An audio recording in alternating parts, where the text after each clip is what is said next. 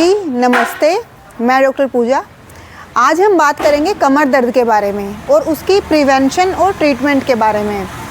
इसमें क्या होता है, अब कमर दर्द हमारा दो तरीके से होता है। एक तो होता है हमारे डिस्क में अगर प्रॉब्लम हो जाती है, डिस्क हमारी बल्ज हो जाती है, और दूसरा होता है खाली पैरास्पाइनल जो हमारी मसल्स होती हैं उनमें वीकनेस आ जाए हमारे गलत पोस्चर की वजह से या इनएक्टिविटी की वजह से। और कई बार जिन लोगों को गैस ज़्यादा बनती है उनको भी कमर दर्द बहुत ज़्यादा होता है।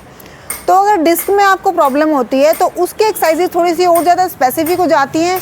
अगर आपको खाली मस्कुलर वीकनेस है, आपकी डिस्क में कोई प्रॉब्लम नहीं है, लेकिन आपकी जो आसपास की हमारी स्पाइन की जितनी भी पैरास्पाइनल मसल्स हैं उनमें वीकनेस आ जाती है, तो उसकी रिकवरी आपकी थोड़ी सी फास्ट आती है कंपैरेटिवली डिस्क में प्रॉब्लम आने से। ठीक है, तो आइए आज हम आपको एक्सरसाइजेज सिखाएंगे। स्पॉन्डाइलोलिस्थेसिस एक ऐसी कंडीशन होती है जिसमें जो हमारा जो वर्टिब्राज हैं उसमें जो नीचे की जो L5 जो वर्टिब्रा है वो थोड़ी आगे की तरफ खिसक जाती है S1 के ऊपर।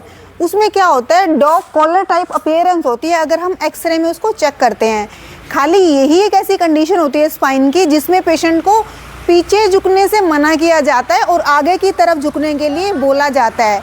इस कंडीशन के अलावा हर कंडीशन में बैक पेन में पेशेंट को जब हम पीछे की तरफ लेके जाएंगे तो उसको रिलैक्स्ड लगेगा, उसको आराम मिलेगा। जितनी भी एक्सटेंशन के हम एक्सरसाइजेस कराएंगे वो उसके लिए बेनिफिशियल होंगे। लेकिन जो स्पॉन्डाइलोलिस्थेसिस है उसमें पेशेंट जब आगे की तरफ झुकेगा तो उसको अच्छा लगेगा, पीछे जाएगा तो उसको प्रॉब्लम आएगी।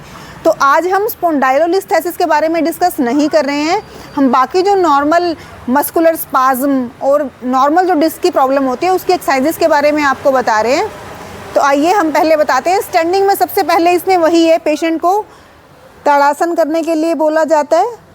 ताड़ासन करवा के फिर उसके बाद पेशेंट को हम पीछे की तरफ थोड़ा सा झुकने के लिए भी बोलते हैं। जितना वो पेन फ्री रेंज में झुक सके उतना झुके, फिर वो आगे आ जाए।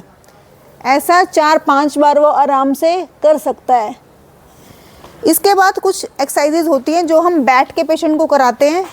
अब बैठ अगर वो बहुत ज़्यादा पेन में है, कई बार क्या होता है पेशेंट को इतना ज़्यादा सिवियर पेन होता है कि वो नहीं लेट पाता है। वो बोलता है जी मुझे तो खड़े होने में प्रॉब्लम है, मुझे तो लेटने में भी प्रॉब्लम है। तो उसको हम सिटिंग में ही कुछ एक्सरसाइजेज कराते हैं, बिल्कुल हल्की हल्की। वो अगर ज़्यादा नहीं कर पा रहा है तो ज़्यादा मत कराओ, पेशेंट को बोलो खाली बस इस पोजीशन में चले जाओ, कुछ सेकंड के लिए होल्ड करो, वापस आ जाओ। फिर अपोजिट साइड जाओ, कुछ सेकंड के लिए होल्ड करो, वापस आ जाओ। अब इसमें मसाज बहुत इफ़ेक्टिव रोल प्ले करती है। अगर आपसे बिल्कुल कोई एक्सरसाइज नहीं हो रही है, दर्द भी बहुत ज़्यादा है, तो एक तो पेशेंट को बोलो कि 1-1 घंटा 1.5 घंटा वो धूप में लेटे। सुबह का जो उगता हुआ सूरज होता है उसमें विटामिन डी जो है वो बहुत अच्छे से आपको मिलता है। उस वक्त आप पेशेंट को बोलिए कि आप उल्टा लेटिए धूप में, बिल्कुल डायरेक्ट आपको सनलाइट जो है आपकी बैक पे लगे। इससे आपको बहुत अच्छी रिकवरी मिलती है। फिर उसके बाद आप थोड़ी थोड़ी एक्सरसाइजेज शुरू कर सकते हैं। जब आपको हल्का रिलीफ आ जाता है फिर आप उसको पेशेंट को लेट के एक्सरसाइज कराएंगे। कमर की जो एक्सरसाइज है हम सबसे पहले पेशेंट को कराते हैं। पेट को अंदर करने के लिए बोलेंगे। जो आपका टमी है पेशेंट को बोलिए अंदर की तरफ टाइट कीजिए, इसको होल्ड कीजिए। जितना आप टाइट करेंगे होल्ड करेंगे 10 तक गिनिए, फिर रिलैक्स कीजिए। फिर पेशेंट को बोलिए टमी को टाइट कीजिए, 10 सेकंड के लिए होल्ड करो, फिर रिलैक्स करो। उसके बाद बटक्स को टाइट करना है। जो हमारी ग्लूटियल मसल्स होती हैं इनको कॉन्ट्रैक्ट करना है 10 सेकंड तक।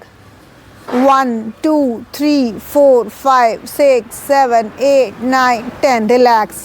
जब ये 2 एक्सरसाइजेस कर लेंगे फिर पेशेंट को घुटने मोड़ने के लिए बोलना है।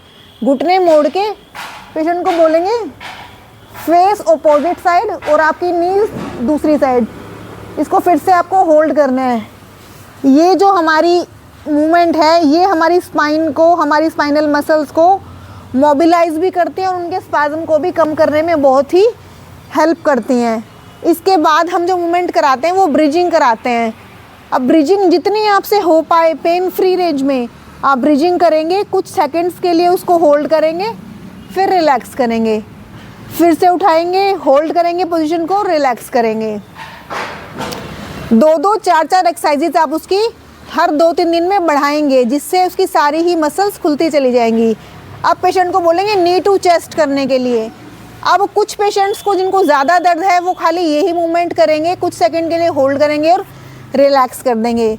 जिनको दर्द थोड़ा कम है और वो अपनी गर्दन को उठा सकते हैं, उनको ये वाली मूवमेंट करने के लिए बोलेंगे, होल्ड करेंगे और फिर रिलैक्स कर देंगे। जब ये मूवमेंट्स हमारी अच्छे से हो जाएंगी, परफेक्शन आ जाएगी, उसके बाद पेशेंट को हम उल्टी प्रोन में लेट के एक्सरसाइज शुरू कराएंगे। अब इसमें क्या होता है, जो हमारा भुजंगासन होता है, एक्सटेंशन बैक की करवाते हैं, इसमें सबसे पहली रेंज में हम खाली ये मूवमेंट कराते हैं पेशेंट को। उसको होल्ड कराएंगे, फिर नीचे, फिर से लेके आइए, होल्ड कीजिए, फिर नीचे। अगर ये वो इजीली कर पा रहा है तो उसको हम फिर इस पोजीशन में लेके जाएंगे। यहाँ तक आएगा पेशेंट, होल्ड करेगा कुछ सेकंड के लिए, फिर रिलैक्स। इसके बाद हम पेशेंट को साइड में देखने के लिए बोलेंगे। इससे और ज़्यादा मसल की जो है स्ट्रेचिंग होती है और बैक की रिलैक्सेशन होती है। 10 सेकंड्स के लिए होल्ड कीजिए, फिर रिलैक्स कीजिए, फिर ऑपोजिट में जाएंगे, पूरा पीछे की तरफ देखेंगे। हम अगर आप लेफ़्ट साइड से देख रहे हो तो